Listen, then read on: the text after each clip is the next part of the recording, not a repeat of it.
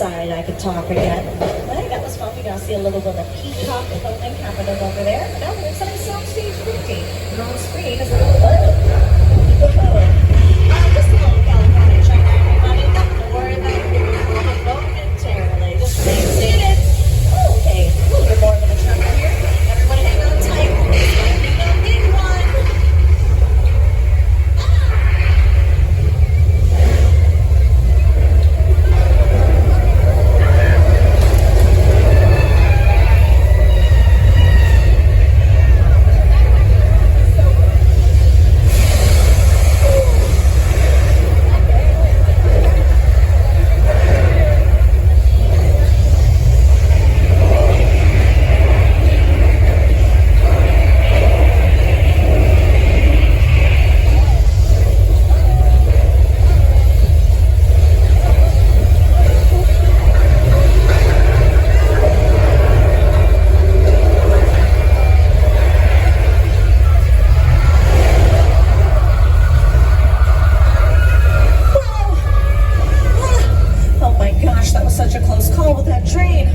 It's over though. Oh no.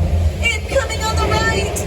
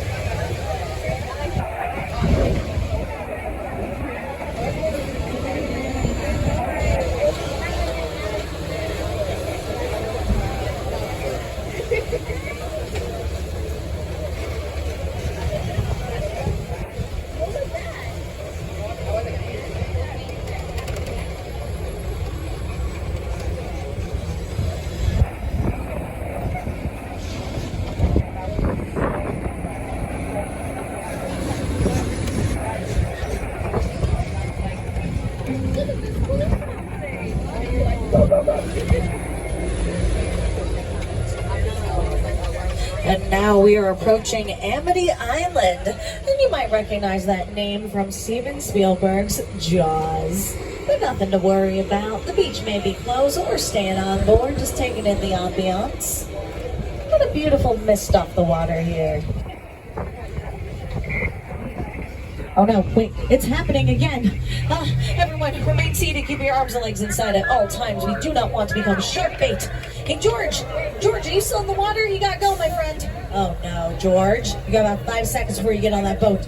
5, 4, 3, oh, I overestimated. Sorry. Oh no, George, no. Near, far, wherever you are. I'm gonna put in a phone call really quick and hope you're okay, but probably not. And we're gonna hang out behind this dock here until, as long as the dock doesn't get taken away from us, we're gonna need a bigger tram.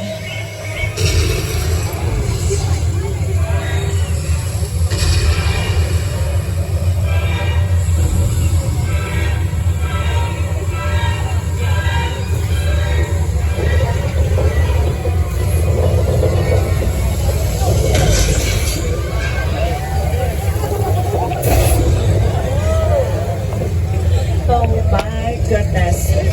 Very interesting. You all are completely unfazed by that very real fire and then terrified of the plastic shark.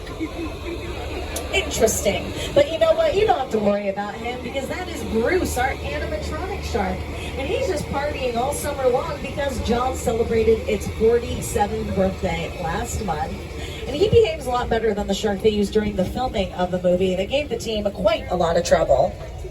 That's a much maligned shark. The shark was frustrating. It didn't really work all the time. It didn't work hardly at all. Wherever you were on the island, you could hear the radio mics. They were always saying, the shark is not working. Repeat, the shark is not working. We just waited around. We just waited and waited and waited. The shark worked well enough for a while there and the biggest involvement.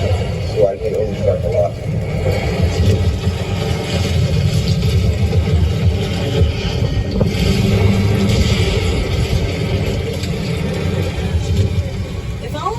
on schedule. Jaws would have been released around Christmas time.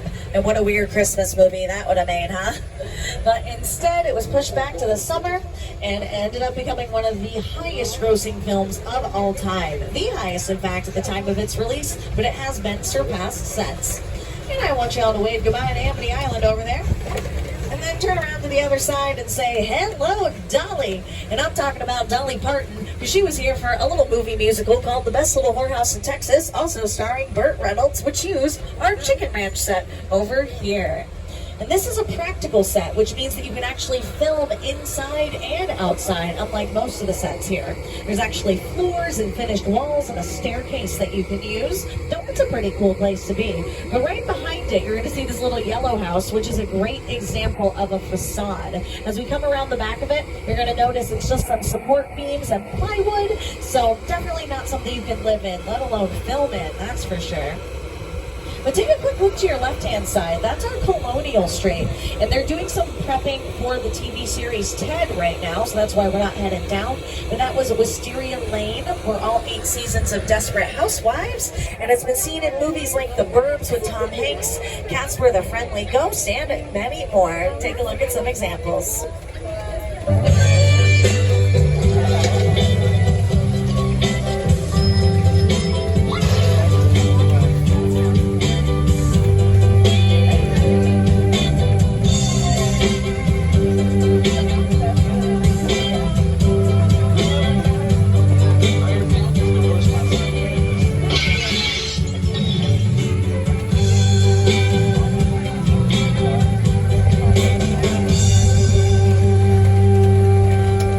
Serves as any suburb town.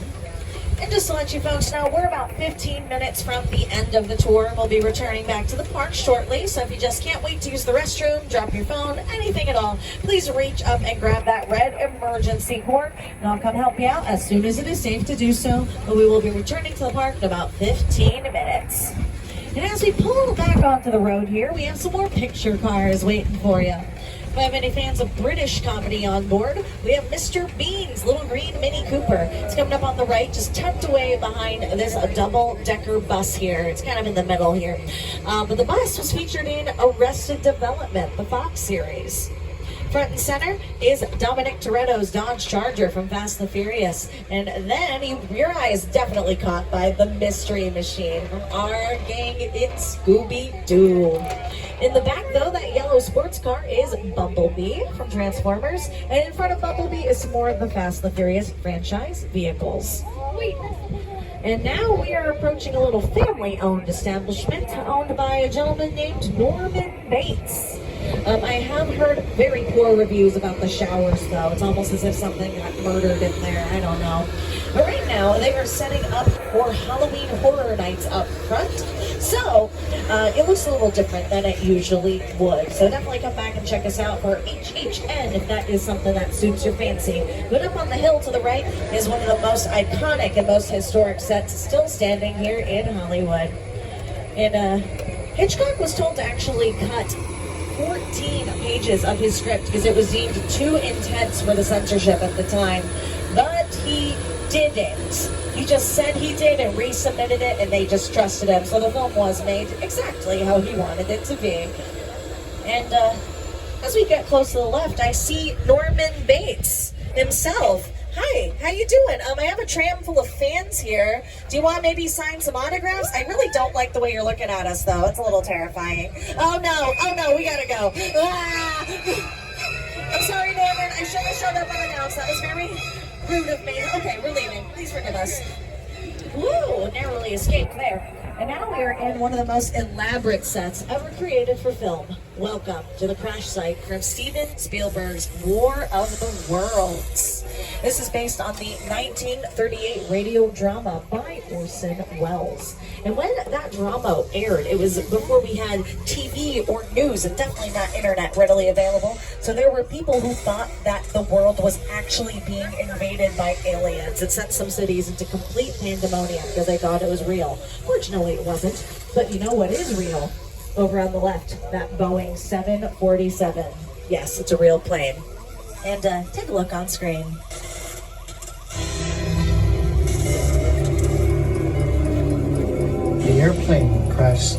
set is a perfect example of a set that is all designed around a vision that Steven had. When we first began to sit down to talk about War of the Worlds, I thought, what if the 747 goes down right in a big neighborhood? Because it's just something you don't see. You're doing good. You're doing good. Keep your eyes on me. Listen, I want you to close your eyes, okay? Down closed.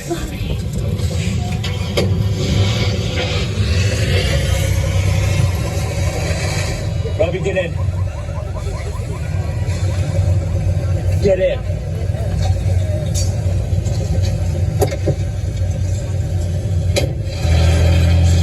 Quite the sight.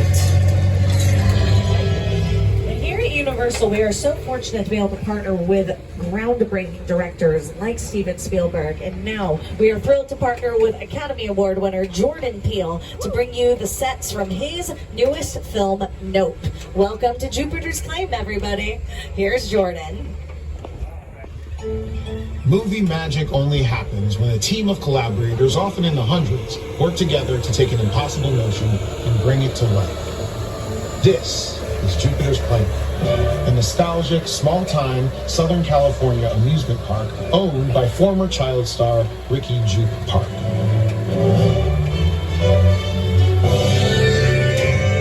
Over there, look into the winking well and have your picture taken just like the kids in that old 90s movie Kid Sheriff. That's what this whole place is loosely based on. Remember that one? No? Well, I do. A little further down, you can see the brand new Star Lasso experience. Built to showcase an unbelievable new live show. Well, it's not looking so live anymore. Anyway, behind this Hollywood fantasy of a gold rush frontier town lies a sinister secret. It is smack dab in the center of the UFO hotspot. What's a bad miracle?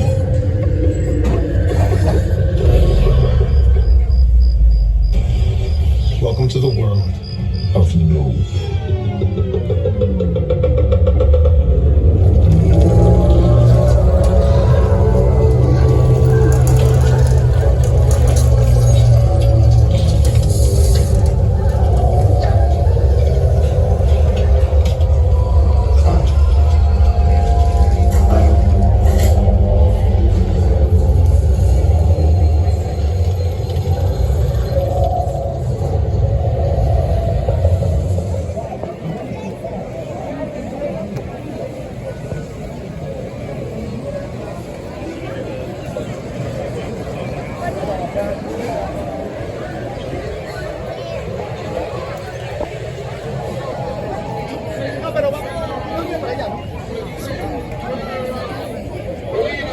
Jesus Christ, follow righteousness and holiness, and you can escape the damnation of hell. No light in hell, God is